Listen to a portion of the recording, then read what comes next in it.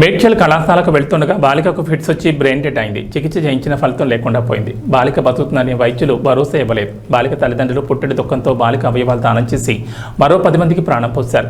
మేడ్చల్ పట్టణానికి చెందిన కోర శ్రీనివాస్, సరిత దంపతులకు 2 కూతుళ్లు, ఓ కుమారుడు ఉన్నాడు. రెండో కూతురు కోర దీపిక నగరంలోని ఒక కళాశాలలో ద్వితీయ సంవత్సరం చదువుతోంది. ఈ నెల 22న ఇంటి నుంచి బయలుదేరే సమయంలో వాంతులతో ఫిట్స్ వచ్చి ఇంట్లోనే కుప్పకూలింది. నగరంలోని యశోద ఆసుపత్రిలో చేర్పించారు.